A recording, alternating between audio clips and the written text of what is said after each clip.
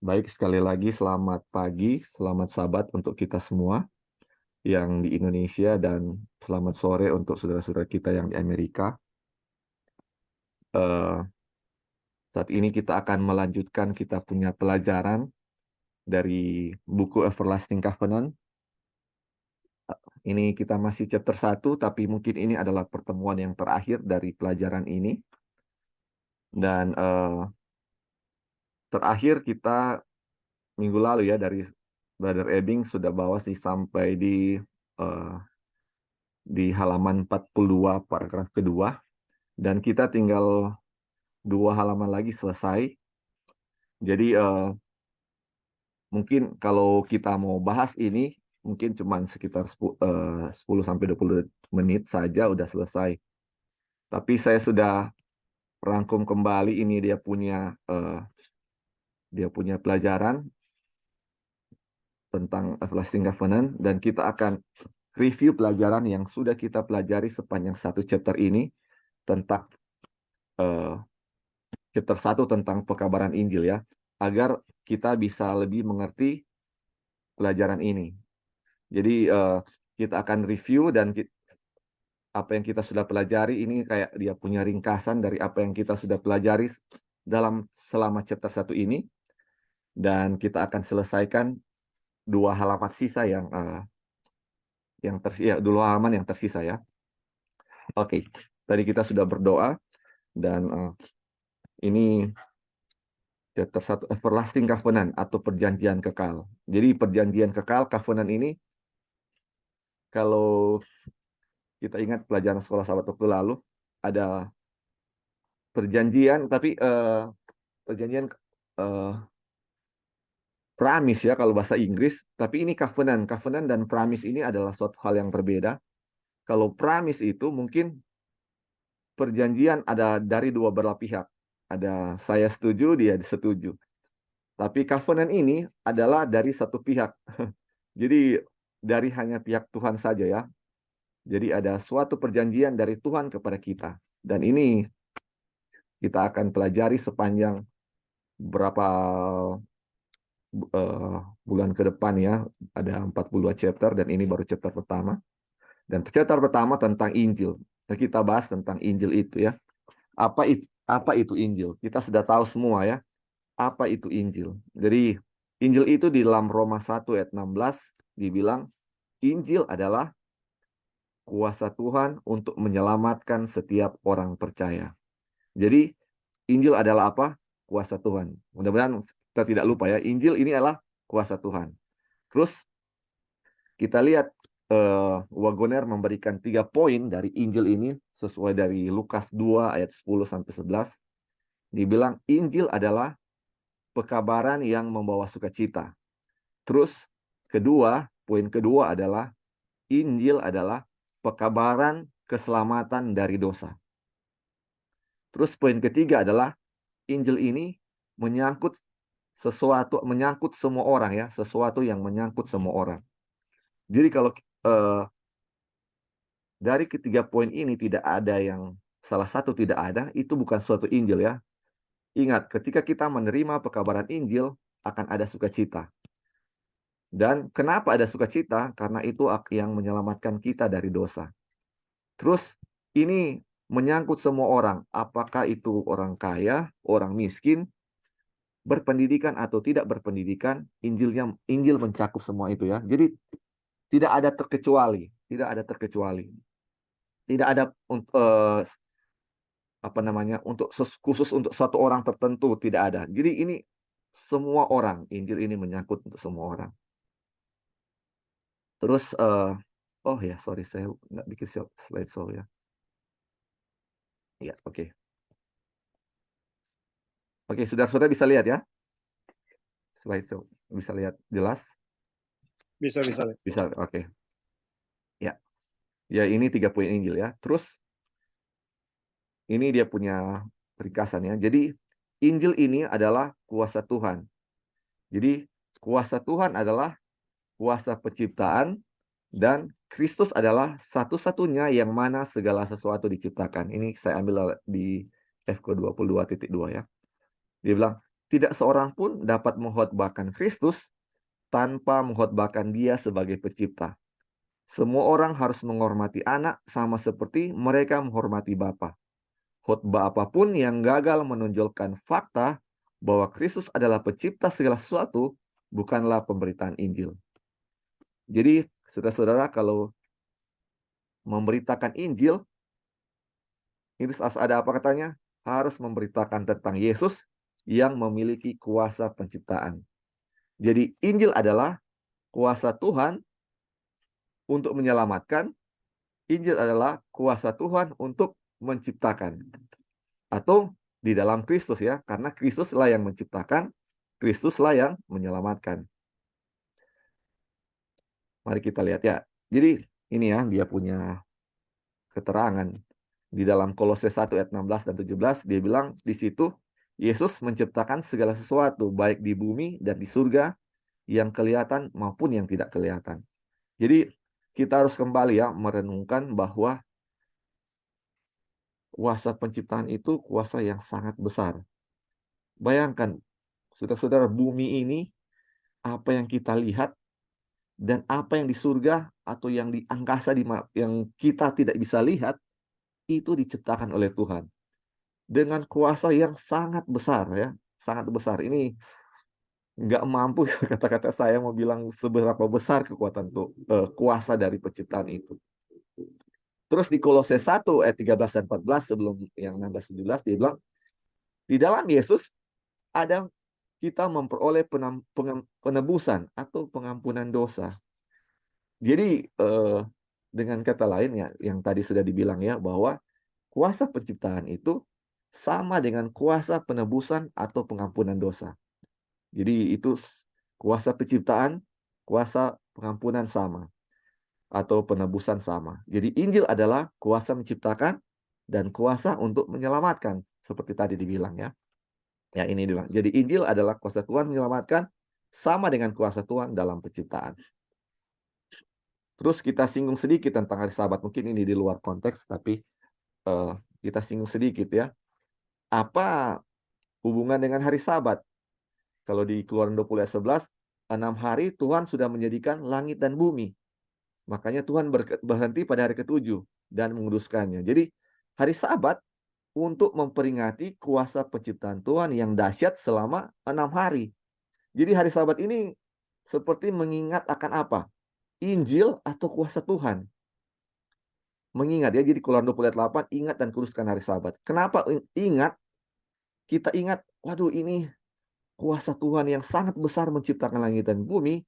Kuasa inilah yang menyelamatkan kita. Bayangkan, kuasa yang menyelamatkan kita ini bukan kuasa yang tidak besar. Ini kuasa besar sekali yang menyelamatkan kita.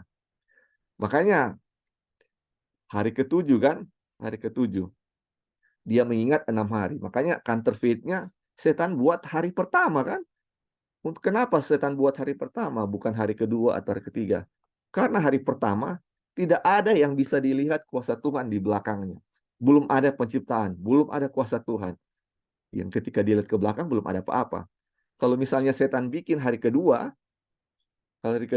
mungkin kita masih bisa lihat kuasa Tuhan dalam menciptakan terang di hari pertama. Masih bisa lihat kuasa Tuhan.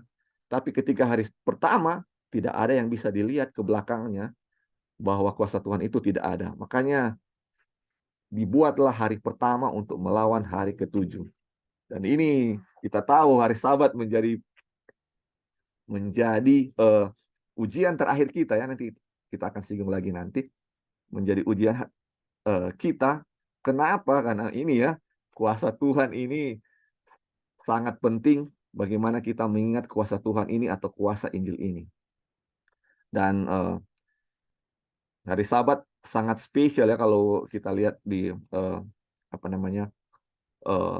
Ellen White bilang di Roh Nubuat, dari 10 hukum, hukum keempat yang bernyala-nyala. Jadi kalau nanti kita akan lihat ya, bahwa tanpa hari Sabat kita sebenarnya tidak akan bisa menurut hukum pertama sampai hukum ke-10 ya. Jadi kalau hari Sabat itu Tuhan bilang hari ke-7 adalah hari Sabat Tuhan, adalah hari Sabat kan? Hari Sabat adalah hari yang Tuhan namakan sendiri, namanya Sabat. Kalau hari pertama sampai hari ke-6 tidak ada namanya, cuma dibilang hari pertama, hari kedua, hari ketiga. Tuhan tidak bilang Minggu, Senin, Selasa, tapi cuma bilang hari sesuai urutannya. Hari pertama sampai hari ke-6. Tapi hari Sabat Tuhan namakan sendiri Sabat untuk memperingati akan kuasa Tuhan yang sangat dahsyat. Oke. Setelah itu kita dibahas tentang misteri Tuhan ya. Ini misteri Tuhan. Apa itu misteri? Jadi kemarin kita sudah buka di kamus, itu misteri sesuatu yang kita belum ketahui atau sesuatu yang menjadi rahasia ya, menjadi rahasia. Nah, ini di Efesus 6 ayat 18 dan 19 Paulus bilang begini ya, dia bilang, berdoalah setiap waktu di dalam roh dan berjaga-jagalah di dalam doamu itu dengan permohonan yang tak putus-putusnya untuk segala orang kudus. Juga untuk aku, supaya kepadaku, jika aku membuka mulutku, dikaruniakan perkataan yang benar, agar dengan keberanian aku memberitakan rahasia Injil. Atau dalam bahasa Inggrisnya, Mystery of the Gospel. Ini jadi Paulus bilang berdoa untuk dia supaya dia bisa apa? Membuka mulutnya untuk ada keberanian memberitakan apa? Mystery of the Gospel atau rahasia Injil ya. Apa itu rahasia Injil? Kita sudah pelajari kemarin ya. Apa itu rahasia Injil? Di dalam Kolose 1 ayat 25 dan 27 dibilang ini ya, kita baca. Aku telah menjadi pelayan jemaat itu sesuai dengan tugas yang dipercayakan Allah kepadaku untuk meneruskan firman-Nya dengan sepenuhnya kepada kamu, yaitu rahasia yang tersembunyi atau misteri, bahasa Inggris misteri, dari abad ke abad, dari turunan ke turunan, tetapi yang sekarang dinyatakan kepada orang-orang kudusnya. Kepada mereka Allah mau memberitahukan betapa kaya dan mulianya rahasia itu di antara bangsa-bangsa lain, yaitu Kristus di tengah kamu, atau bahasa Inggrisnya Christ in you. Kristus di dalam kamu. Kristus yang adalah pengharapan akan kemuliaan. Jadi, misteri Tuhan adalah Kristus di dalam kamu. Kristus di dalam saudara dan saya. Itu adalah misteri atau rahasia Injil ya, atau misteri Tuhan. Terus sekarang sudah dibukakan ya. Jadi misteri Tuhan adalah Kristus dengan kuasanya menebus atau kuasa penebusan dan dengan kuasa penciptaan ada di dalam diri Anda dan saya. Jadi Injil adalah Kristus di dalam manusia. Injil adalah apa? Kristus di dalam diri manusia. Injil adalah Kristus dengan kuasanya yang sangat besar dalam menciptakan dan menebus ada di dalam diri saya dan saudara. Itu misteri Injil ya. Itu misteri Injil. Oke. Terus dibilang di sini ya, kita baca kutipan dari Warkonet bilang, ketika para malaikat memberitahukan kepada para gembala kelahiran Yesus, itu adalah pengumuman bahwa Tuhan telah datang kepada manusia dalam daging. Tuhan datang ke dalam daging atau in flesh ya, God datang dalam flesh atau dalam daging manusia. Dan ketika dikatakan bahwa kabar baik ini harus disampaikan kepada semua orang, itu menyatakan bahwa misteri Tuhan berdiam dalam daging manusia harus dinyatakan kepada semua orang dan diulangi dalam semua orang yang percaya kepadanya. Jadi kita lihat ya, ini misteri Injil ini luar biasa. Tuhan datang kepada manusia dalam daging. Terus di Lukas 2 ayat 10 sampai 11 ini ayat pembuka dalam chapter ini, dia bilang, jangan takut sebab sesungguhnya aku memberitakan kepadamu kabar kesukaan besar untuk seluruh manusia. Karena hari ini telah lahir bagimu juru selamat, yaitu Kristus Tuhan di kota Daud. Jadi hari ini lahir bagimu juru selamat. Lahir ini berarti lahir dalam bentuk manusia. Jadi ada manusia yang lahir, tapi ini Tuhan. Kita lihat ya, nanti kita lihat. Jadi ini Yesus adalah contoh kita ya, saudara-saudara. Selain dia menebus kita, dia adalah teladan kita atau contoh kita. Yesus adalah 100% manusia. Dan Yesus adalah 100% Tuhan. Saudara-saudara setuju nggak ini? Atau ada yang nggak setuju dengan ini? Yesus 100% manusia, Yesus 100% Tuhan. Kalau ada yang nggak setuju, boleh bilang ya, saudara-saudara. Dan saya tahu pasti kita semua setuju dengan hal ini. Jadi, Yesus adalah contoh Tuhan dalam diri manusia. Ini ya, seperti ayat tadi dibilang, kutipan tadi, bahwa Tuhan telah datang dalam daging. Jadi, Yesus adalah Tuhan datang dalam daging. Jadi, Yesus 100% manusia, Yesus 100% Tuhan. Yesus adalah apa? Contoh Tuhan dalam diri manusia. Mari kita lihat ya, ketika Yesus dicobai ketika Yesus dicobai di padang gurun, saudara-saudara, apakah ketika Tuhan Yesus dicobai, apakah ketika Yesus mengandalkan 100% manusianya ini, apakah dia bisa menang? Bisa menang nggak, saudara-saudara? Pasti Tidak, tidak. tidak bisa ya, Bing. Tidak bisa. Ini 100% manusia ini nggak bisa menang.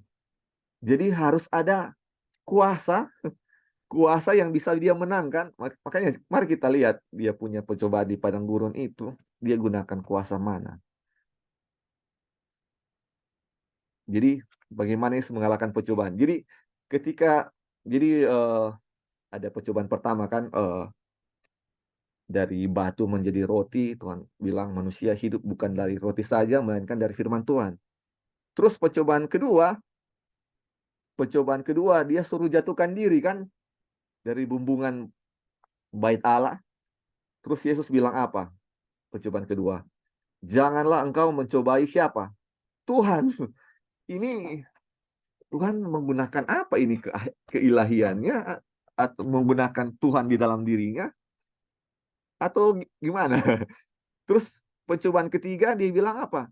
Engkau harus menyembah Tuhan, bukan saya yang menyembah kamu. Kan setan bilang sembahlah maka dia akan kasih semua kan.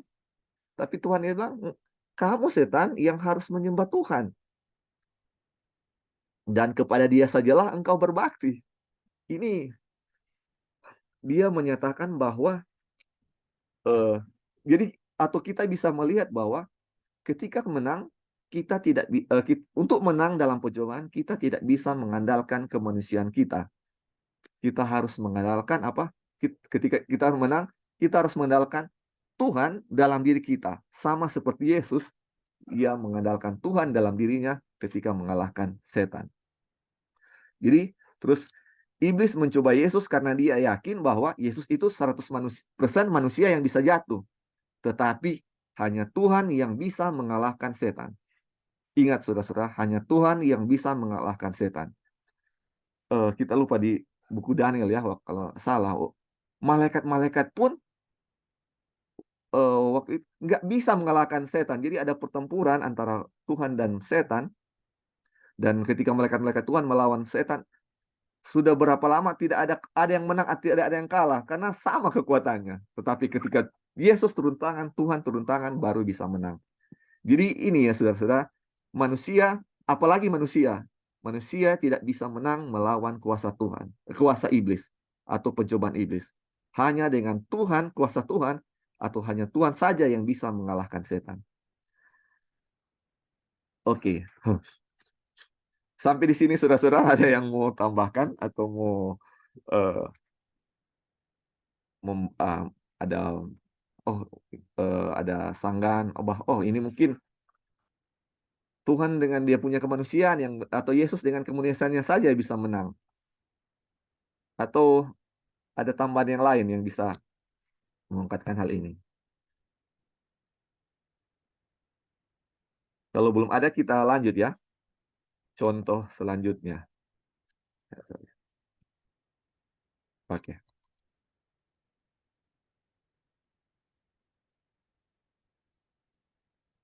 Halo, bisa dengar saudara-saudara? Soalnya ada telepon masuk.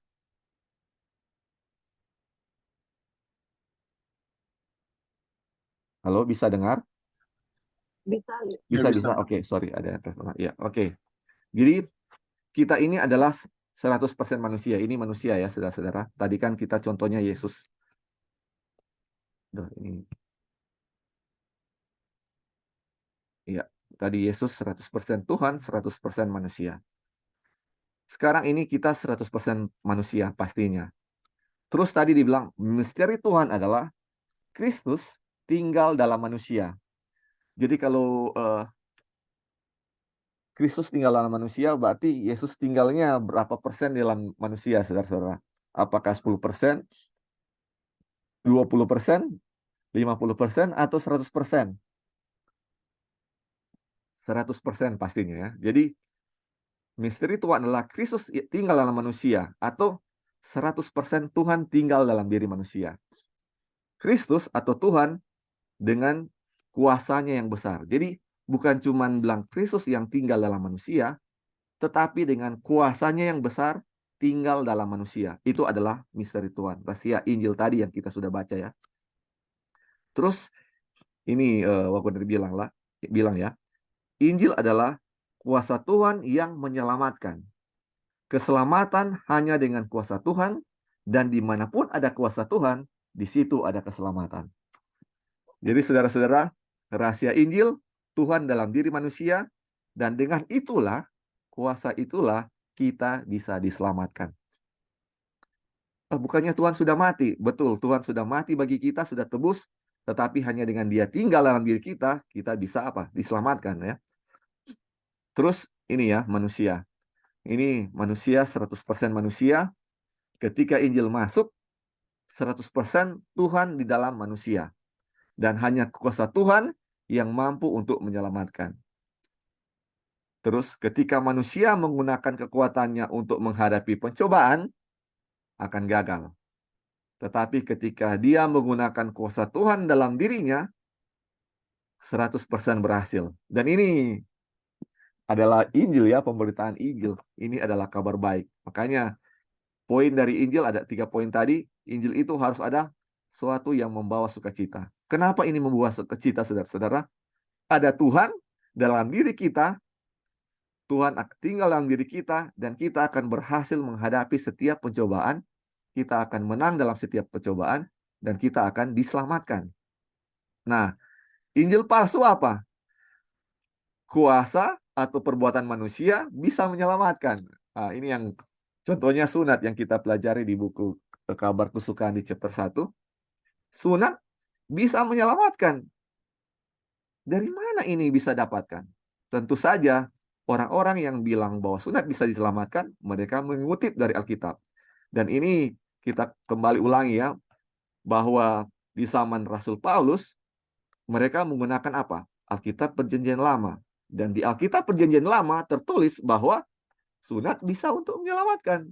Dan dari pengalaman Musa ketika anaknya tidak disunat, dia hampir dimusnahkan. Dan ini ketika dibawakan kepada orang-orang dengan mengutip firman Tuhan, apakah ini orang-orang nggak akan percaya akan Injil palsu ini? Percaya karena ada kutipannya, saudara-saudara. Ada kutipannya. Tetapi Rasul Paulus bilang apa? Itu adalah apa? Injil palsu. Yang bisa menyelamatkan bukan dari kuasa manusia, tidak ada usaha apapun dari manusia yang bisa menyelamatkan. Hanya kuasa Tuhan yang tinggal dalam manusia yang bisa menyelamatkan.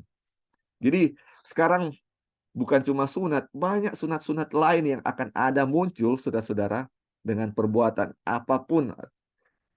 Saudara bisa bilang sendiri ya, dengan berbagai macam pekabaran yang akan muncul, dan bahwa dengan itu kita akan diselamatkan.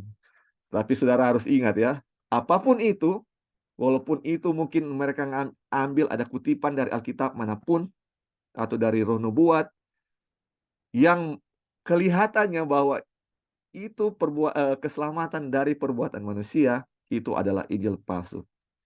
Karena palsu itu bukan kelihatan jelas dia punya kesalahan nih saudara-saudara. Itu bagaimana Kenapa kita bisa percaya? Karena itu mirip dengan aslinya. Kenapa orang-orang bisa tertipu? Karena mungkin diambil dari, kenapa orang-orang bisa tertipu? Karena itu dikutip dari dalam Alkitab. Itu dikutip dari Roh Nubuat yang mereka interpretasikan sendiri. Jadi kita harus benar-benar mengerti supaya kita tidak tertipu bahwa keselamatan hanya berdasarkan dari kuasa Tuhan dalam diri kita. Tidak menggunakan kemanusiaan kita ya. Karena manusia tidak akan pernah menang melawan kuasa iblis atau pencobaan iblis ya. Oke. Sampai sini ada yang mau tambahkan saudara-saudara? Sampai di sini ada yang mau tambahkan? Sebelum kita lanjut. Lalu, Iya, silakan. Silakan. ada yang kita mau tambahkan. Iya. Jadi sebelum tambahkan ada satu yang mungkin sedikit koreksi aja sih, Li. Yang Iya, pertama oke. mengenai Iya, covenant, silakan, iya. covenant dengan promise, Oh, covenant iya. dengan promise. Kalau kita belajar di buku Glad Tidings, Iya. itu covenant dengan promise. Ini berdasarkan Alkitab ya, covenant dengan promise Iya. itu sama, dua-dua itu sama. Jadi kalau misalnya covenant dengan promise itu terjemahan bahasa Indonesianya itu sama-sama perjanjian. Perjanjian. Jadi kalau kita baca di Alkitab ada promise atau covenant bahasa Inggris, kalau di bahasa Indonesia tetap hanya perjanjian, itu dua-dua sama. Itu yang Wagner bilang di buku Glad Tidings yang kita sudah punya waktu lalu. Tetapi permasalahannya adalah covenant. Nah, kalau covenant ini yang jadi pertentangan di tahun 1888 di pemimpin-pemimpin kita. Mereka mengatakan bahwa mereka menggunakan dictionary atau kamus bahasa Inggris untuk mencari pengertian atau definisi covenant. Setelah mereka mendapat definisi covenant, dari definisi covenant yang mereka cari itu adalah covenant itu adalah timbal balik, misalnya kayak orang menikah ya, suami istri. Suami ada kewajibannya, istri ada kewajibannya, jadi perjanjiannya itu adalah timbal balik. Atau berdagang, berusaha, ada perjanjian antara dua orang. Satu bikin ini, misalnya satu antar barang, terus satu kasih uangnya. Seperti itu, jadi membutuhkan timbal balik dua-dua. Iya. Itu Oh, pengertian iya. ya dari dunia ya, atau kita punya pengertian sehari-hari lah di dalam dunia inilah, seperti itu covenant. Tetapi dan itu pengertian dari pemimpin-pemimpin kita di tahun 1888. Nah, Wagner sama A.T. John, mereka kasih covenant-nya itu bukan seperti itu. Mereka bilang, covenant yang Tuhan berikan kepada kita tidak ada timbal balik dari manusia. Istilahnya, covenant itu sama dengan promise. Tuhan berjanji, orang mau misalnya seperti ini ya, Tuhan bikin covenant kepada Nuh, yang mana ada rainbow atau ada pelangi. Memang, dan pelangi itu melambangkan bahwa Tuhan nggak akan mau destroy, mau hancurkan bumi ini dengan air lagi. Nah, sekarang pertanyaannya, waktu Tuhan bikin covenant, apa yang manusia harus bikin supaya Tuhan punya covenant bisa terpenuhi? Nggak ada. Manusia mau bikin apa? Apakah manusia, oke, Tuhan bilang, oke, saya bikin covenant. Kalau kamu berbuat baik, kalau kamu mengikuti perintah saya nggak mau kasih flood atau nggak mau kasih air bah lagi. Nggak seperti itu. Tuhan berjanji, itu Tuhan punya covenant, tidak ada istilahnya Tuhan akan penuhi dia punya covenant. Nggak ada dari manusia yang mau bikin apa-apa untuk memenuhi dia punya janji. Nah, kalau covenant dari kita punya pemimpin itu, harus ada timbal balik seperti itu. Nah, makanya kan Tuhan mau bikin covenant kepada bangsa Israel di Mount Sinai, di Bukit Sinai. Itu Tuhan mengulangi covenant yang dia sudah berikan kepada Abraham, yang mana kalau Tuhan berjanji, dia yang akan sanggup untuk melakukannya di dalam manusia. Tidak ada usaha-usaha dari manusia untuk melakukan sesuatu untuk menggenapi semua janji yang Tuhan sudah janjikan. Jadi misalnya Tuhan mau berjanji sesuatu kepada kita, usaha saya atau apa yang saya harus lakukan untuk Tuhan memenuhi janji itu. Nggak ada, semuanya itu Tuhan yang melakukan di kita, bukan usaha-usaha saya harus begini supaya Tuhan memenuhi janjinya. Nggak seperti itu. Itulah covenant yang Wagner dengan Jones kasih. Tuhan promise, makanya kan Rasul Paulus bilang, Abraham itu dia tidak stagger apa Tuhan punya, tidak goyah akan janji Tuhan, karena apa yang he was promised, he was able to perform. Promise itu sama dengan covenant. Apa yang Tuhan janji, bikin covenant, Tuhan sendiri yang akan melakukannya. Seperti itu, seperti Tuhan menjanjikan Ishak kepada Abraham. Ishak harus bikin apa untuk Abraham ada. Seperti itu. Tuhan sudah janji kamu akan punya keturunan, Abraham mau bikin apa?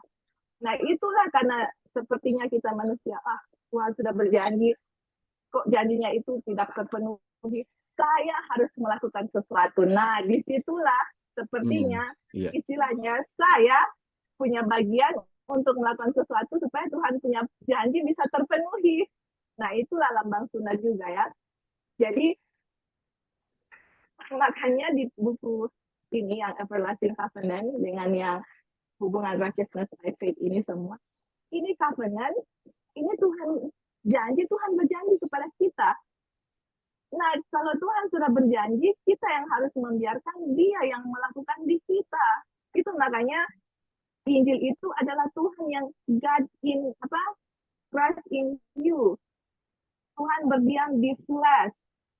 Itulah keberadaan Tuhan di dalam kita yang melakukan itu untuk Dia punya covenant bisa dipenuhi di kita, bukan usaha-usaha saya untuk melakukan sesuatu.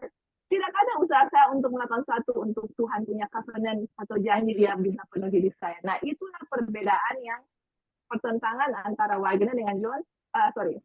Wagner Jones dengan pemimpin kita di tahun 1888 itu salah satu ya.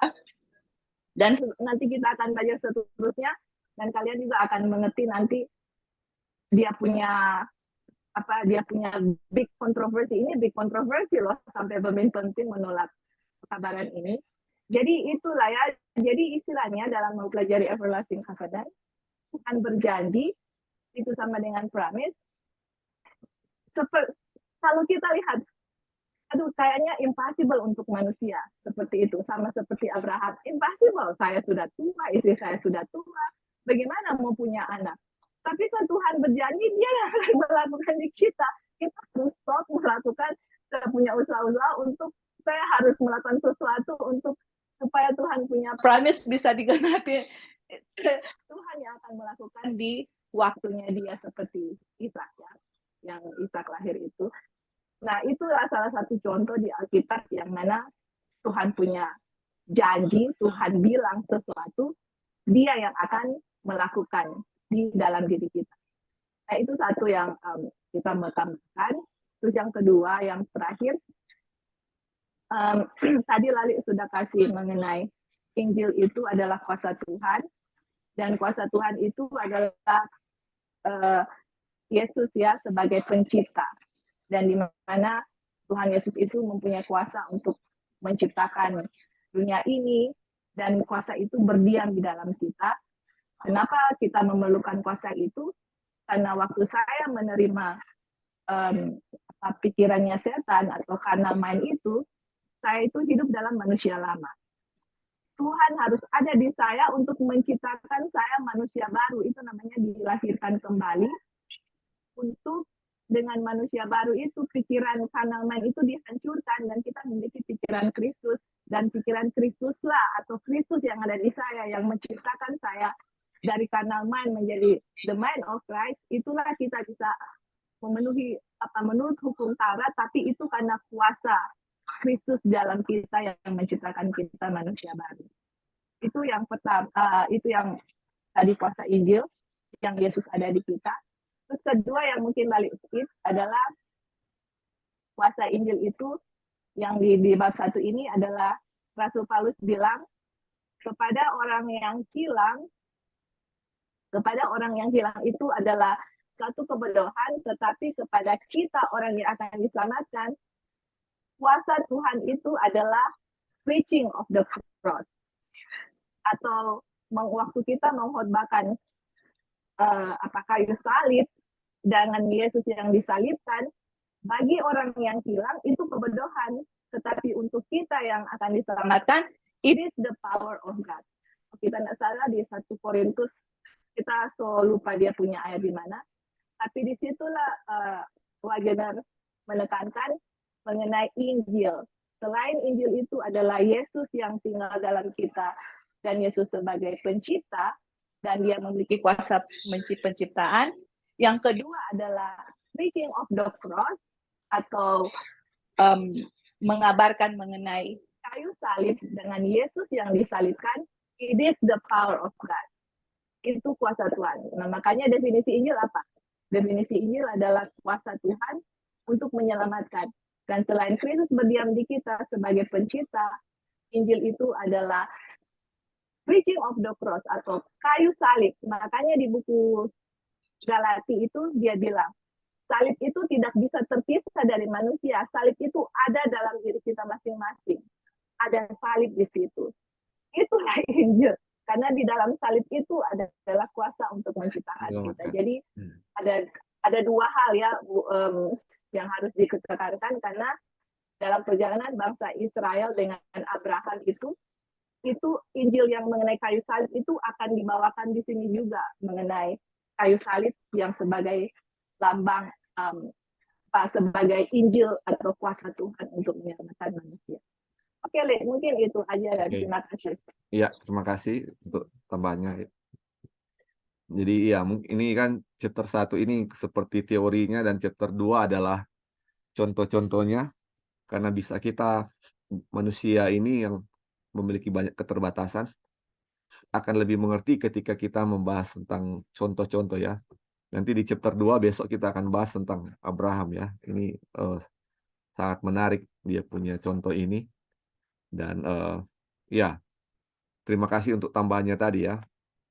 Jadi memberitakan Injil adalah memberitakan tentang salib, di mana salib adalah kuasa untuk menyelamatkan dan kuasa untuk penciptaan. Jadi kalau misalnya Tuhan tidak masuk ke dalam diri kita atau berdiam dalam diri kita, belum ada diciptakan hati yang baru seperti Raja Daud bilang, Raja create in me a clean heart of God ya.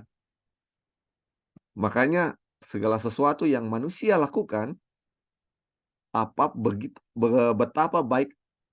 betapa baiknya pun apa yang dilakukannya, walaupun itu sesuatu yang baik, dicemari oleh dosa. Kalau dicemari oleh dosa adalah suatu apa? Perbuatan dosa. Makanya segala sesuatu yang manusia lakukan itu dicemari oleh dosa. Makanya harus diciptakan hati yang baru. Tuhan di dalam dalam diri saya dan saudara, menciptakan hati yang baru, sehingga apa yang kita lakukan adalah yang benar, yang baik di mata Tuhan. Oke. Oke, mungkin masih ada lagi yang mau tambahkan, saudara-saudara? Oke. Kalau tidak ada. Belum ada ya?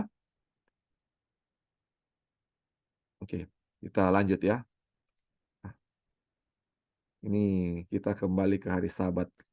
Jadi dibilang, kenapa hari Sabat menjadi ujian terakhir bagi manusia?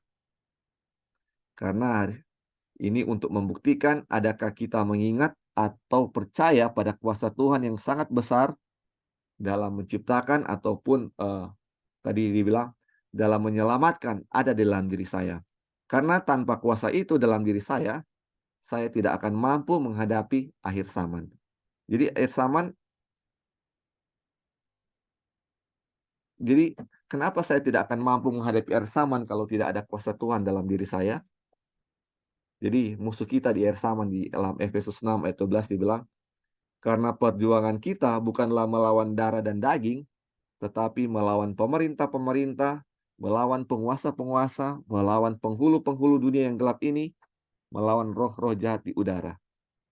Saudara-saudara, apa saudara sanggup untuk menang melawan hal-hal ini? dengan kekuatan saudara sendiri, dengan kekuatan manusia saudara, mampu melawan penghulu-penghulu dunia yang gelap, mampu melawan roh-roh jahat. Apakah saudara mampu? Tentu tidak ya. Kalau bukan kuasa Tuhan yang melawan semuanya ini, kita tidak akan mampu. Jadi, kita kembali ke rencana keselamatan manusia. Jadi ketika manusia jatuh dalam dosa, segala sesuatunya hilang ya. Kita harusnya mati, tetapi Tuhan interpose. Dia menebus manusia dengan kuasa penebusan atau dengan kuasa yang menciptakan. Terus setelah menebus manusia, Tuhan tanamkan suatu keinginan untuk memiliki power. Jadi ini kita sudah pelajari ya. Jadi Tuhan tanamkan ke setiap manusia untuk ada keinginan untuk memiliki power. Atau power ini atau kuasa Injil dalam diri manusia. Terus dengan adanya kuasa Tuhan dalam diri manusia, manusia bisa merasa puas ya saudara-saudara. Tetapi apa yang terjadi, ada counterfeit-nya lagi ya saudara-saudara. Ketika Tuhan tanamkan keinginan untuk memiliki power di dalam diri manusia, manusia carinya power yang lain. Ini yang sudah dibahas Wagoner ya. Manusia cari power yang lain, yaitu melalui kekayaan, power melalui politik, terus power melalui learning, kalau dalam bahasa Inggrisnya learning, atau gelar, atau dia punya pembelajaran. Jadi inilah yang dicari manusia, agar mereka rasa ketika mereka memperoleh hal-hal ini, mereka bisa puas. Tetapi karena bukan itu yang Tuhan tanamkan dalam diri manusia, bukan keinginan untuk memiliki kekuasaan yang ini yang Tuhan tanamkan, sehingga manusia tidak akan pernah puas. Makanya ketika dibilang, oh kalau saya punya uang 1 miliar misalnya, saya akan merasa bahagia dan puas. Tetapi kenyataannya ketika saya mendapatkan uang itu, saya tidak akan, setelah berapa lama saya akan suka untuk lebih banyak lagi. Tidak akan pernah puas. Karena bukan keinginan terhadap hal-hal ini yang Tuhan tanamkan. Tetapi ketika kita mencari yang namanya power atau Injil atau kuasa untuk menyelamatkan, apa yang terjadi? Kita akan merasa puas. Walaupun kita memiliki yang kekayaan atau apapun, kita akan merasa puas. Contohnya apa? Dengan Rasul Paulus. Walaupun begitu banyak pencobaan yang dia hadapi, dia tidak pernah mengeluh, saudara-saudara. Karena ada Injil dalam dirinya, ada kuasa Tuhan dalam dirinya, sehingga walaupun kapal karam, dimasukkan ke dalam penjara, tetap ada sukacita dalam dirinya. Ini luar biasa sekali ya. Terus dibilang di sini, semua berkat diberikan kepada kita di dalam Kristus. Dia yang tidak menyayangkan anaknya sendiri, tetapi yang menyerahkannya bagi kita semua. Bagaimanakah mungkin ia tidak mengaruniakan segala sesuatu dengan cuma-cuma kepada kita bersama-sama dengan dia? Saudara-saudara, ini Tuhan ini sudah kasih anaknya untuk kita semua. Dan dia sangat mengasihi kita. Segala cara dia lakukan untuk menyelamatkan kita. Dia menebus kita. Dia tanamkan dalam diri kita supaya memiliki kuasa yang mampu menyelamatkan kita. Segala cara dia bikin, saudara-saudara. Dan cara ini, dengan cara Tuhan ini, cara yang sangat sempurna. Yang Tuhan sudah berikan. Tetapi, itulah ya, saudara-saudara. Setan, dia coba untuk apa yang Tuhan rencanakan, itu lain yang lawan ya saudara-saudara. Ketika hari Sabat untuk menyelamatkan manusia dengan kuasa penciptaan, dia kasih lawan hari pertama. Ketika ada keinginan untuk memiliki kuasa Injil yang menyelamatkan, malah dia ubah dengan kuasa untuk untuk keinginan untuk mencari kuasa yang lain, yaitu mencari kekayaan dan lain-lain. Selalu ada dia punya counterfeit yang setan bikin supaya kita tidak bisa selamat. Tapi Tuhan bikin segala sesuatu agar kita bisa diselamatkan. Luar biasa. Terus dibilang, karena Allah tidak menetapkan kita untuk ditimpa murka, tetapi untuk beroleh keselamatan oleh Yesus Kristus Tuhan kita. Jadi Tuhan sangat menginginkan apa? Kita selamat. Segala cara dilakukan untuk kita diselamatkan. Oke, sampai di sini ada yang mau tambahkan? Sebelum kita lanjut, ini masih apa namanya, saudara-saudara, review pelajaran yang kita sudah pelajari ya. Oke. Terus Injil menyatakan warisan. Dia bilang, tetapi jika kita adalah anak-anak, kita merupakan ahli waris Tuhan. Karena kita anak-anak Tuhan, dan jika ahli waris Tuhan, kita adalah ahli waris bersama dengan Yesus Kristus. Satu hal di atas segalanya yang Kristus ingin kita ketahui adalah bahwa Bapa telah mengasihi kita sama seperti Dia mengasihi Yesus.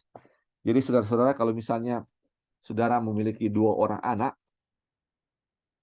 dan saudara memiliki harta, dan yang akan diwariskan kepada mereka, tentu saudara akan memberikan sama besar, misalnya tanah, misalnya tanah saudara miliki 1 hektar, saudara akan bagikan sama rata kepada 2 anak itu setengah-setengah hektar ya, atau dia kasih semua yang dia miliki kepada anak-anaknya. Begitu juga Bapa, saudara-saudara, sebagaimana dia mengasihi Yesus, dia juga mengasihi kita. Jadi kita adalah anak-anak Tuhan, ahli waris Tuhan. Jadi apa yang dimiliki Tuhan, Dia akan berikan kepada kita karena kita adalah anak-anak Tuhan, sama seperti Yesus. Jadi kalau kita lihat Yesus bagaimana Dia ketika di dunia ini Dia memiliki kuasa, di mana Tuhan tinggal dalam diri Tuhan Yesus, itu juga bisa menjadi milik kita ya saudara-saudara. Sama seperti apa yang Tuhan Yesus miliki, kita juga bisa miliki. Karena kita apa? Sama seperti Yesus adalah anak-anak Tuhan. Ini luar biasa ya janji warisan ini ya. Terus siapa ahli waris? Ini kita ya. Dan jika kamu adalah milik Kristus, maka kamu adalah keturunan Abraham dan ahli waris sesuai dengan janji itu. Sebab bukan karena hukum Taurat telah diberikan janji kepada Abraham dan keturunannya bahwa ia akan memiliki dunia, tetapi karena kebenaran berdasarkan iman. Jadi bagaimana kita bisa memiliki janji itu, bagaimana Tuhan bisa tinggal dalam diri kita, yaitu melalui iman ya. Nanti kita akan lihat contoh-contohnya dalam perjalanan kita dalam mempelajari pelajaran Everlasting Covenant ini ya. Ini luar biasa. Oke, ada yang mau tambahkan saudara-saudara? Boleh langsung potong ya saudara-saudara. Terus ini kapan warisan ini akan dianugerahkan? Ini di Matius 25 ayat 34 dibilang, kita juga telah belajar bahwa warisan itu akan dianugerahkan pada kedatangan Tuhan. Karena ketika Tuhan datang dalam kemuliaannya, Dia berkata kepada orang-orang benar, datanglah kamu yang diberkati oleh Bapakku, warisilah kerajaan yang disiapkan untukmu sejak dunia diciptakan. Jadi ini warisan ini. Jadi kita juga akan memiliki bumi ya yang Tuhan sudah janjikan kepada kita. Jadi kita akan memiliki bumi atau dunia yang baru yang Tuhan telah janjikan kepada kita. Kapan kita memiliki itu? Ketika Tuhan datang pada kali yang kedua ya. Jadi terus ini tentang janji kedatangan ini kita sudah waktu terakhir ya, pertemuan terakhir. Janji kedatangannya dibilang, karena itu kedatangan Tuhan untuk memilihkan segala sesuatu telah menjadi harapan besar yang diberikan kepada gereja sejak kejatuhan manusia. Umat beriman selalu menantikan peristiwa itu, dan meskipun waktunya terasa lama dan sebagian besar orang meragukan janji itu pasti seperti firman Tuhan. Aduh, ini yang kemarin minggu lalu ya yang saudara Ebing bilang. Jadi waktu dia masih anak-anak sudah ada kabar, sudah diberitakan bahwa Tuhan sudah mau datang. Dan sekarang dia sudah punya anak kecil, Tuhan belum datang-datang. Ini makanya karena Tuhan belum datang-datang, banyak yang katanya, sebagian orang ragu, ini Tuhan mau datang atau tidak. Tetapi ini kembali dibilang apa? Janji Tuhan itu apa? Pasti seperti firman Tuhan.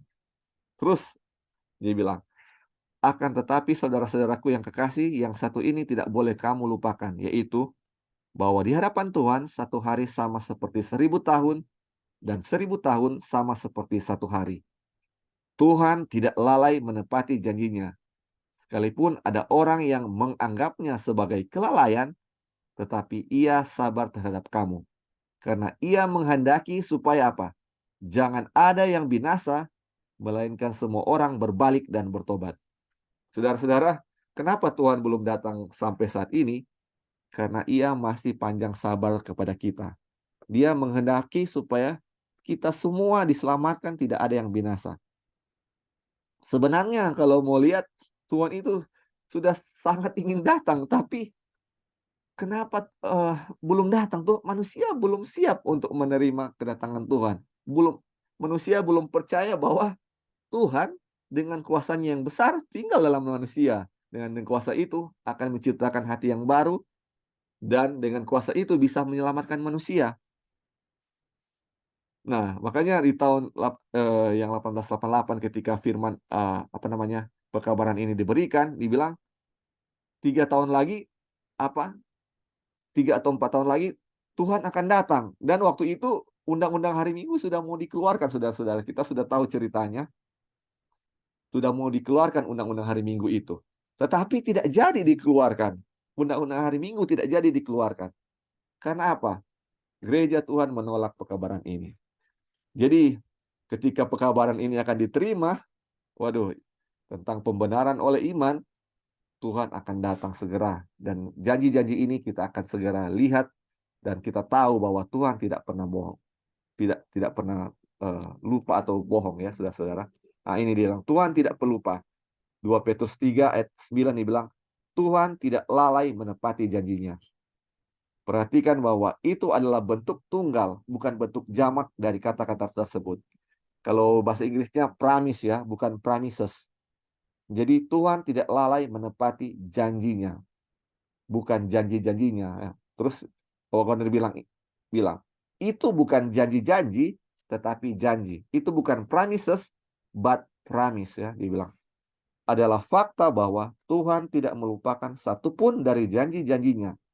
Tetapi kitab suci ini menyebutkan satu janji yang pasti, yaitu janji kedatangan Tuhan dan pemulihan bumi ini. Pemulihan bumi baru pada kenyataannya, karena itu akan dikembalikan kepada kondisi di mana ia pertama kali dibuat. Jadi, ketika Tuhan menciptakan langit dan bumi, pada pertama kali di Taman Eden, bumi sangat indah sekali, saudara-saudara. Dengan firman-Nya diciptakan bumi atau bumi yang sangat indah. Tetapi ketika dia lihat manusia sudah jatuh, sudah sangat bejat di zaman Nuh, dia hancurkan bumi dengan hancurkan bumi dengan air bah. Dia berfirman dan air itu yang disimpan akhirnya keluar dan menghancurkan bumi. Walaupun sudah dihancurkan, sudah tidak seindah yang sebelum air bah, tetapi kita masih melihat bumi ini masih indah, ya. Tapi bayangkan bumi yang sebelumnya sangat indah. Sekarang sebenarnya sudah hancur, ya. Dan ketika kedatangan Tuhan yang kedua kali, ketika dia akan menepati janjinya, akan ada apa? Bumi yang baru yang akan diberikan kepada kita sebagai warisan kepada kita, ya. Terus dibilang, satu-satunya alasan mengapa dia telah menunda begitu lama adalah bahwa dia panjang sabar terhadap kita. Dia tidak ingin ada yang binasa, tetapi semua harus bertobat. Jadi kita harus memperhitungkan bahwa panjang sabar Tuhan adalah keselamatan. Dan harus dengan penuh syukur menerima kebaikan yang ditawarkan dengan murah hati, dan bukannya menganggap penundaan belas kasihannya sebagai bukti kurangnya kesetiaan dari pihaknya. Jadi saudara-saudara, marilah kita ubah cara pandang kita. Kenapa Tuhan belum datang? Bukan karena Tuhan lalai menepati janjinya, tetapi Dia panjang sabar terhadap kita. Mungkin ada yang bilang, aduh, sudah hidup siksa di dunia, mau Tuhan segera datang. Pertanyaannya adalah, apakah kita sudah siap untuk kedatangan Tuhan? Apakah kita sudah percaya bahwa Tuhan dengan kuasanya yang besar sudah tinggal dalam diri kita?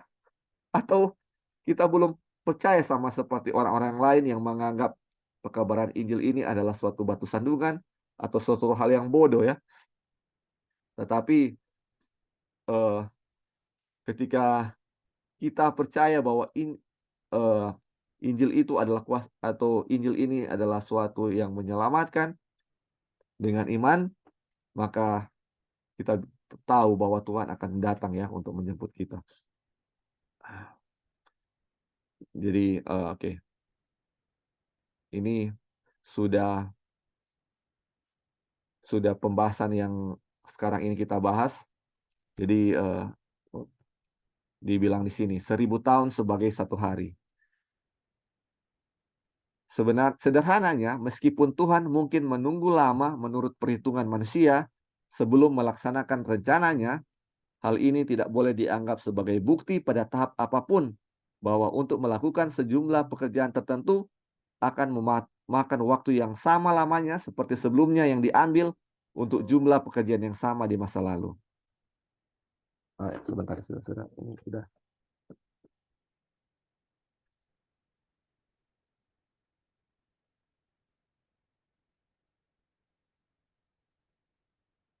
Oke. Jadi terus dia bilang, 1 hari sama baiknya dengan 1000 tahun bagi Tuhan. Kapanpun dia memilih untuk menyelesaikan pekerjaan 1000 tahun dalam 1 hari, dan ini masih akan terlihat, sebab dia akan menyelesaikan pekerjaan itu dan mempersingkatnya dalam kebenaran, karena pekerjaan yang singkat akan dilakukan Tuhan di bumi. 1 hari akan cukup untuk pekerjaan 1000 tahun. Jadi kita tahu bumi kita sudah 6000 tahun ya. Sudah 6000 tahun, atau kalau 1 tahun sebagai 1 hari, ini kayak baru 6 hari bagi Tuhan. Jadi ketika dia membuat janji itu, mungkin kita misalnya 2000 tahun yang lalu, tetapi baru bagi Tuhan itu mungkin baru 2 hari yang lalu, dan dia tidak lupa dengan janji-janjinya. Dan kalaupun dia akan datang, ini misalnya dia bilang dia akan datang kepada hari yang ke-6 misalnya ya saudara-saudara, atau pada 6000 tahun. Kapan saja dia mau datang, jam 5 kah, mau jam 6 kah, atau mau jam 4, jam 3, dia bisa datang pada hari itu ya. Karena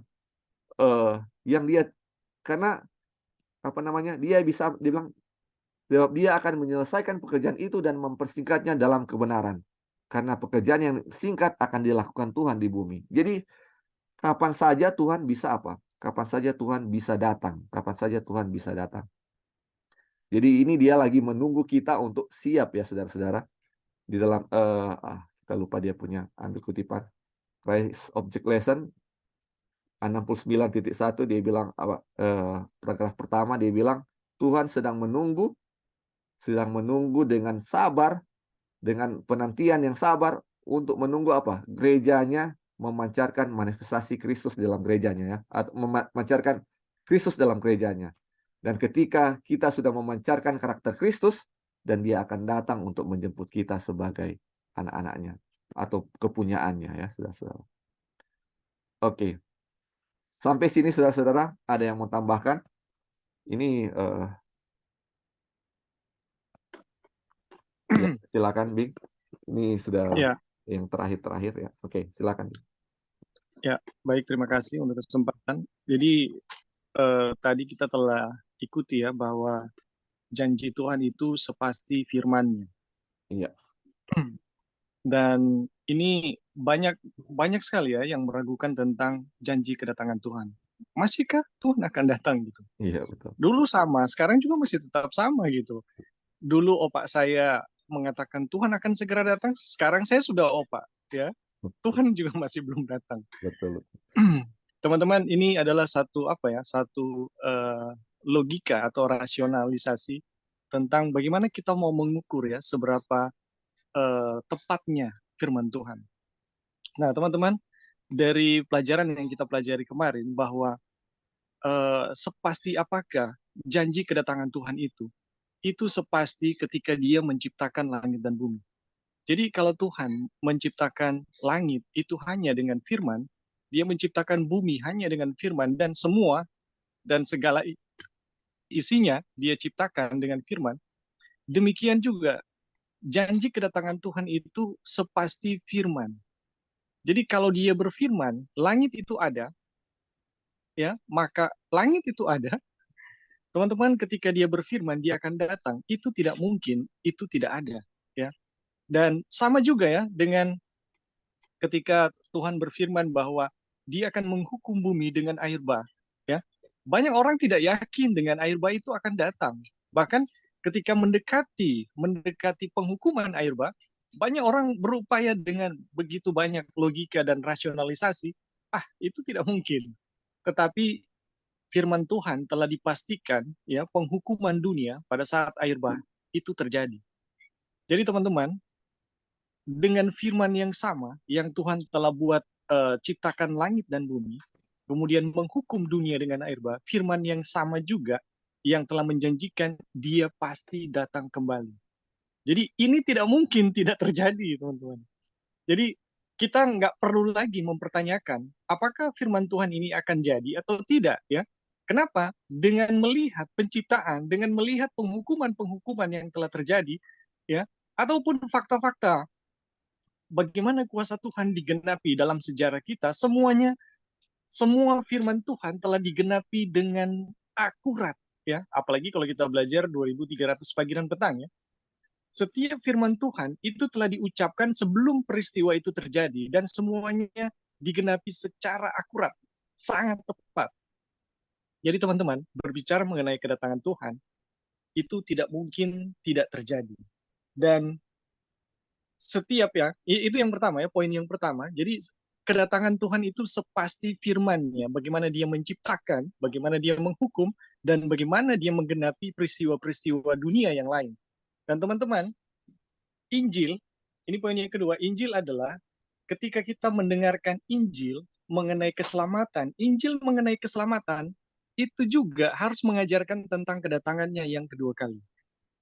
Ketika Tuhan mengucapkan firman-Nya mengenai Injil pertama kali, Injil pertama kali di Eden, aku akan meremukan, ya, keturunannya akan meremukan kepala dari ular, atau Kristus akan meremukan kepala dari ular.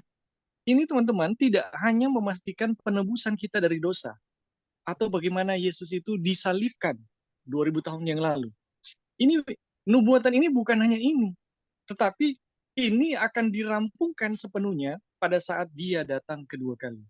Jadi teman-teman, pemberitaan Injil, ya, pemberitaan Injil itu akan memberitakan kepastian dari firman Tuhan yang dia ucapkan, ya, ketika dia menciptakan langit dan bumi, ketika dia mengucapkan janji penebusan kepada manusia, itu dia memastikan bahwa dia juga akan datang kembali.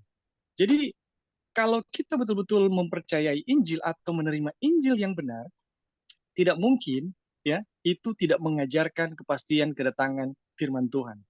Dan teman-teman, ini perlu digarisbawahi, ya, bahwa ada banyak sekarang yang muncul sebagai Injil, ya, bahkan dalam label 1888 lagi. Itu jadi anti kedatangan Tuhan.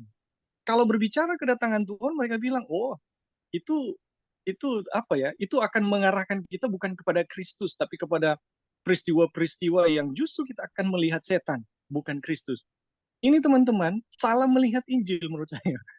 Dan tidak ada Injil yang akan meragukan atau menyangkali kedatangannya yang kedua kali. Karena Injil yang pertama kali itu memberitahukan tentang penebusan manusia dan juga kedatangannya untuk melenyapkan semua unsur-unsur dosa, ya, termasuk setan, ya, yang membawa dosa itu kepada dunia ini. Jadi teman-teman, Injil tidak mungkin tidak memberitakan kedatangan Tuhan yang kedua kali. Dan kedatangan Tuhan yang kedua kali itu sama pastinya ketika dia mengucapkan firman penciptaan, itu terjadi dan itu terjadi. Oke, itu aja, Li. Terima kasih. Iya, thank you, Bing. Iya, betul sekali, ya. Firman Tuhan itu pasti, sama seperti dia sudah menciptakan langit dan bumi, firman-Nya itu, dan firman yang sama yang bilang bahwa dia akan datang kembali, sama pastinya, ya. Ketika dia mengucapkan itu, pasti itu akan terjadi, ya. Oke. Mungkin masih ada lain lagi yang mau tambahkan? Kalau Li, Iya, silakan. ya, kita mau tambahkan, ya, poin yang dari bagi Tuhan itu satu hari sama dengan 1000 tahun. Itu kan tadi ya 1 hari sama dengan 1000 tahun. Dan bagaimana apa namanya? Bagaimana Tuhan akan menyelamatkan dunia ini. Jadi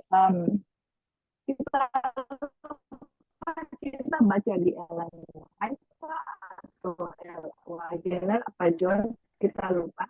Tapi mereka kasih penjelasan mengenai bagi Tuhan 1 hari sama dengan akan diselesaikan di seluruh bumi, atau pekabaran Injil akan diberitakan ke seluruh dunia, ke bumi.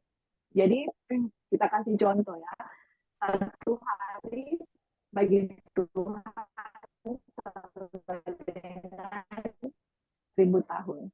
Jadi seperti ini, misalnya pekabaran Advent, atau misalnya untuk menyelamatkan 10.000 jiwa misalnya. Ini contoh ya, kita hanya kasih contoh.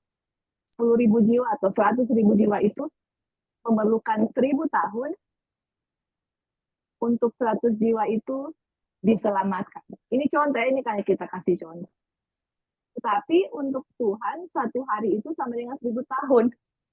Jadi dari keterangan yang kita baca itu adalah, kalian masih ingat waktu di hari Pentakosta, murid-murid Tuhan Yesus kecurahan Roh Kudus tanpa batas, ya kan? Nah, kalau kalian masih ingat, kira-kira 1 hari itu berapa orang yang dibaptis? Berapa orang yang dibaptis 1 hari? Waktu murid-murid Tuhan kecurahan Roh Kudus tanpa batas, 3.000 orang, 3.000 ya. Nah, sekarang Ellen White bilang itu waktu kecurahan Roh Kudus itu hujan awal itu ya. Nah, kita kan akan hujan akhir nih, akan kecurahan Roh Kudus tanpa batas dengan pekabaran ini kan, kita sudah tahu. Nah, dan Ellen White bilang di zaman kita itu 10 kali lipat lebih besar dia punya peristiwa, dan kita akan lihat 10 kali lipat. Nah, kalau kita mau lihat 10 kali lipat, contoh, kita kasih contoh. Di hari Pentakosta 1 hari 3.000 jiwa. 3.000 jiwa dibaptis. Kalau 10 kali lipat jadi berapa itu? 30.000. 30.000 kan? Betul enggak? Iya. Jadi kalau dalam 1 hari itu 30.000. Nah, sekarang pertanyaannya, berapa hari istilahnya undang-undang hari Minggu akan keluar, terus 144.000 akan keluar untuk membaptiskan orang, dan kira-kira berapa hari undang-undang hari Minggu itu akan berlaku dan orang-orang akan memberitakan Injil ke seluruh dunia. Kan kita nggak tahu ya. Tidak ada nubuatan yang menyatakan berapa dia punya jangka waktu undang-undang hari Minggu akan keluar, dan di situ umat-umat Tuhan akan memberitakan Injil ke seluruh dunia. Dan contoh misalnya 1 hari 30.000. Dan misalnya undang-undang hari Minggu ini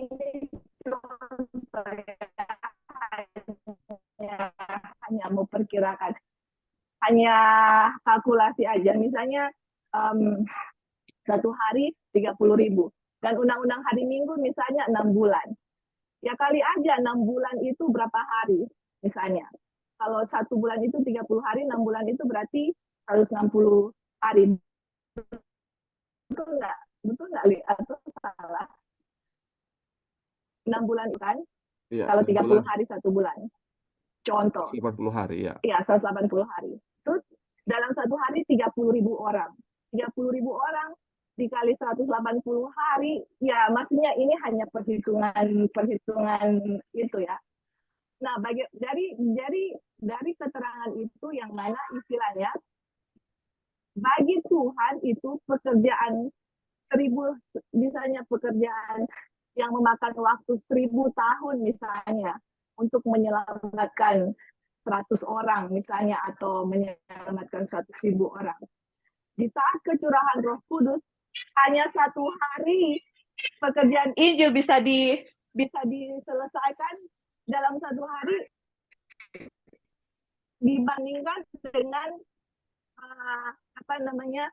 sebelum kecurahan Roh Kudus yang pekerjaannya itu di-accomplish dalam 1000 tahun. Seperti itulah puasa yang akan terjadi pada waktu umat-umat Tuhan kecurahan Roh Kudus di saat kita menerima hujan akhir. Jadi teman-teman, itulah yang mana di situ dijelaskan Bagi Tuhan 1 hari sama dengan 1000 tahun. Selama pekerjaan 1000 tahun itu hanya bisa di-accomplish di 1 hari dengan kuasa Tuhan, kecurahan Roh Kudus tanpa batas yang akan terjadi kepada umat-umat Tuhan, dan umat-umat Tuhan akan memberitakan Injil ke seluruh dunia. Dan pemberitaan Injil yang mana yang akan kita beritakan? Ya Injil ini yang lagi kita bahas, karena di Matius 24 dan 14 bilang Injil itu akan diberitakan ke seluruh dunia dan kesudahan tiba. Makanya kita harus tahu apa itu Injil, bagaimana itu Injil bekerja di kita, karena itu akan menjadi seruan nyaring, dan itulah cara Tuhan untuk menyelamatkan dunia ini yang hanya dalam 1 hari ini. 1 hari Injil itu diberitakan, teman-teman, beribu-ribu, puluhan ribu jiwa akan menerima pekabaran ini. Aduh, jadi Tuhan itu sangat apa ya? Jadi sebenarnya dia lagi menunggu gerejanya. Kamu siap nggak? Karena ini pekabarannya akan membuat kecurahan Roh Kudus. Di saat gereja atau kita individu sudah terima pekabaran ini, mengalami pekabaran ini, itulah gereja siap memberitakan Injil ke seluruh dunia, dan Tuhan akan mengaccomplish atau menyelesaikan pekerjaannya yang biasanya bisa makan waktu 1000 tahun, tapi hanya dalam 1 hari Tuhan bisa accomplish pekerjaan itu. Oke, thank you. Iya, oke. Luar biasa ya. Makanya ini dibilang, ini kutipan-kutipan terakhir yang dibilang, hari Pentakosta hanyalah sebuah apa? Contoh dari kuasa yang akan digunakan oleh pekerjaan Injil. Jadi tadi Joy sudah bilang ya, di hari Pentakosta ada 3.000-an sekitar 3.000-an yang dibaptiskan atau yang bertobat. Itu cuma contoh, dan yang tadi saya bilang 10 kali lipat dari kuasa apa di Pentakosta akan terjadi di nanti sebelum kedatangan Tuhan yang kedua kali. Dan kalau kita baca di buku A.T. Jones yang Pekabaran Malaikat Ketiga di bawah A.T. Jones, dibilang ketika kita mengabarkan Injil, sebelum misalnya mau ke kota, misalnya ke Manado, sebelum kita ke sana, Tuhan sudah siapkan hati-hati yang akan menerima Injil di sana. Mereka lagi tunggu. Pas kita sampai, dan mereka banyak sekali akan bertobat ya. Karena sudah disiapkan Tuhan sebelumnya, dan ketika kita datang, mereka akan bertobat. Jadi tidak ada yang bilang, oh, gara-gara saya yang membawakan khotbah dan mereka bertobat. Tidak akan ada seperti itu lagi, saudara-saudara. Karena Tuhan sendiri yang akan menobatkan mereka, bukan dengan kuasa manusia. Seperti yang kita sudah belajar ya, Injil adalah kuasa Tuhan ya, bukan kuasa manusia. Tidak menggunakan sedikit pun kuasa manusia atau kita punya usaha dalam pekabaran Injil. Kenapa Injil tidak berhasil? Karena karena selama ini kita mengabarkan Injil menggunakan kuasa manusia, bukan dengan kuasa Tuhan. Sedangkan pengertian Injil sendiri adalah kuasa Tuhan yang menyelamatkan. Ketika kita menggunakan kuasa manusia, tidak akan pernah berhasil. Oke, ini sudah terakhir kita punya pembahasan. Ada yang mau tambahkan lagi sebelum saya akan tutup dengan satu kutipan.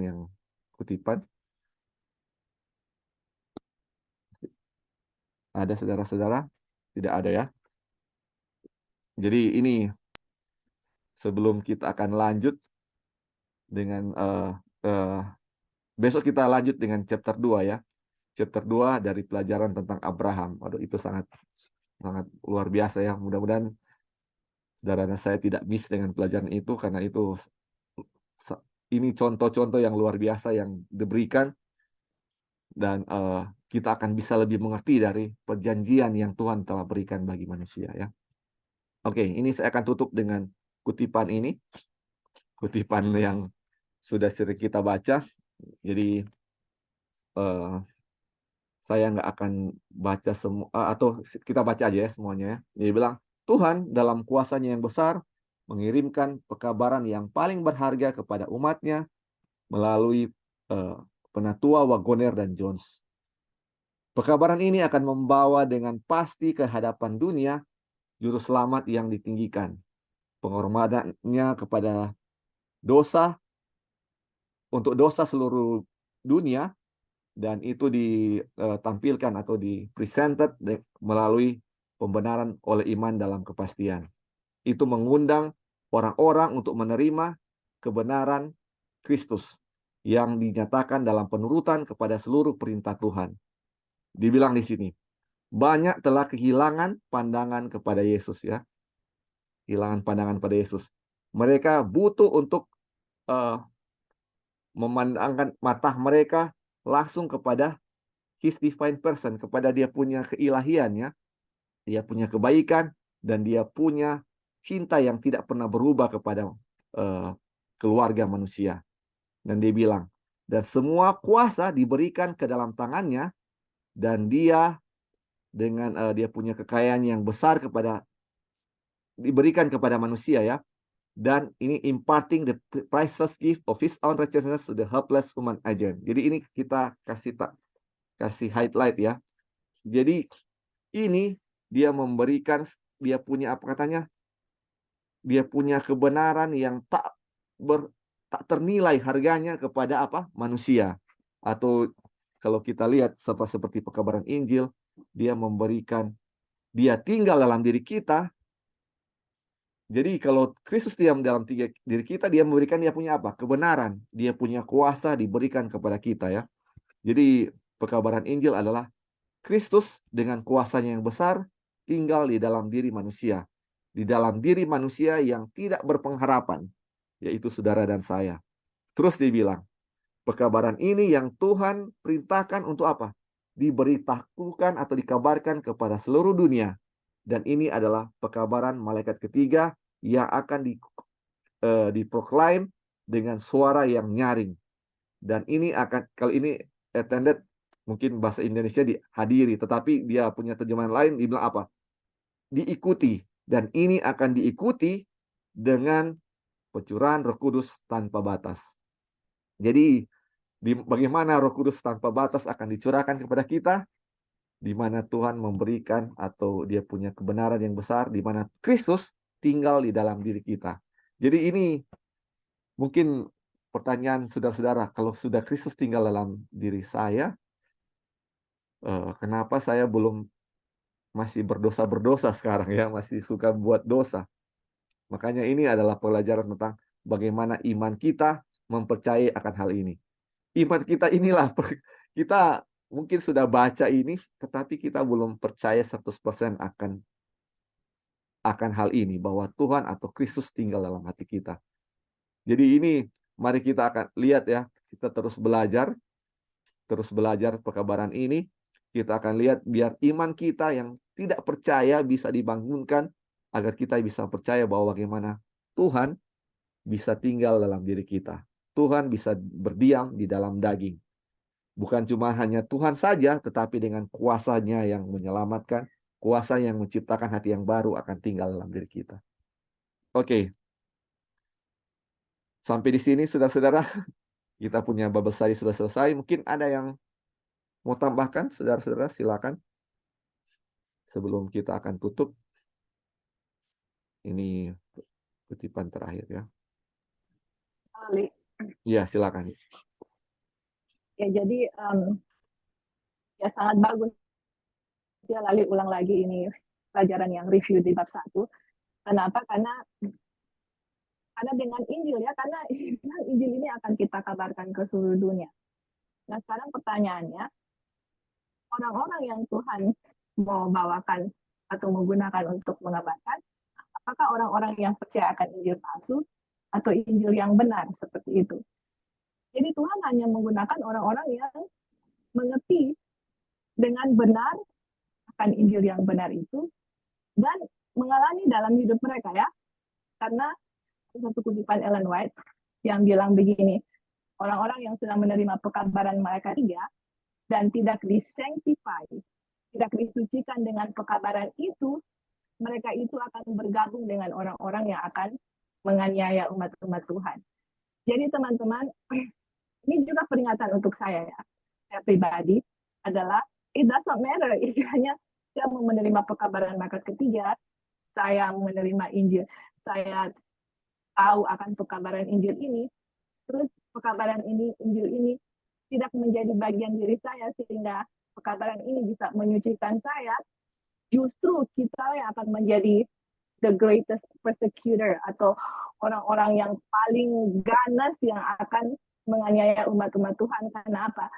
Kabaran mereka ketiga kita terima, tapi tidak disanctify. Itu Ellen White bilang, tidak disanctify, mereka akan bergabung dengan orang-orang yang akan menganiaya. Jadi,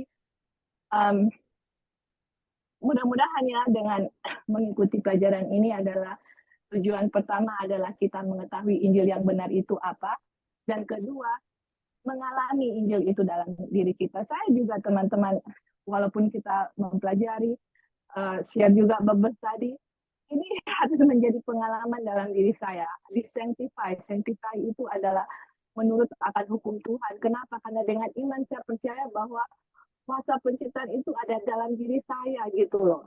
Yang menciptakan saya dari manusia yang jahat menjadi yang baik, dari hati yang jahat, dari semua Tuhan yang ada dalam saya melakukan itu, itulah yang akan sanctify saya. Dan salah satu di Yeskiel 20 ayat 12 dia bilang, Sabat itu adalah tanda bahwa Tuhan yang sanctify, yang sucikan kita. Jadi kita lihat makna hari Sabat lagi di apa namanya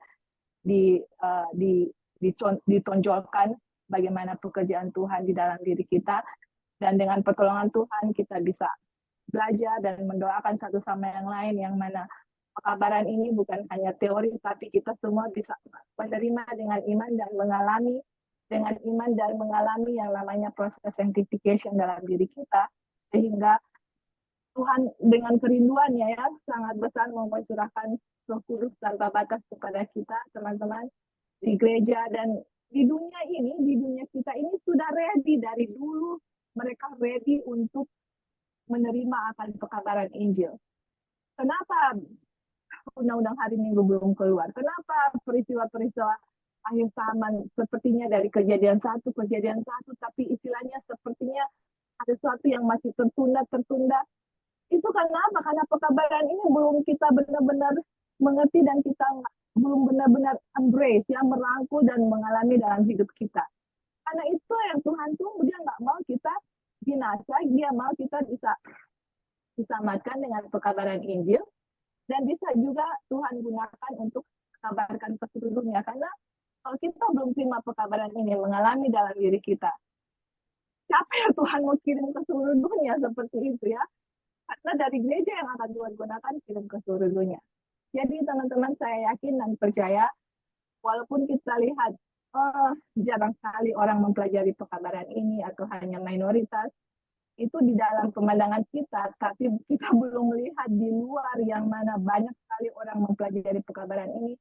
Entah teman-teman mau mengambil take it serious atau enggak, banyak orang-orang yang mengambil take it serious dengan pelajaran ini because they understand dari sejarah di masa lampau.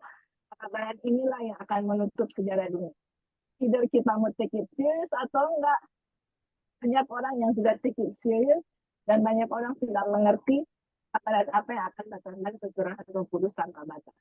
Jadi kita sama-sama berdoa, banyak tantangan dan rintangan dalam kehidupan kita yang setan bisa saja menghalangi kita untuk mengerti pekabaran ini, tapi kita doakan satu sama yang lain, teman-teman. Jangan sampai setelah kita mempelajari sejarah dan kembali lagi ke istilahnya menganggap sesuatu ini pelajaran yang biasa-biasa saja. Ini bukan pelajaran yang biasa-biasa saja. Ini pekabaran yang sangat serius yang kita harus mengerti dan kita alami dan kita doakan satu sama yang lain supaya kita bisa benar-benar, karena Tuhan lagi tunggu, Tuhan panjang sabar sampai dia belum mau datang karena dia nggak mau ada satu yang binasa. Jadi teman-teman, baiklah kita sekali lagi ya untuk benar-benar mengerti akan pekabaran ini, dan Injil inilah yang akan menyelamatkan kita dari dosa-dosa kita, dan dengan pekabaran Injil inilah yang akan menutup sejarah dunia. Oke, thank you, Lee.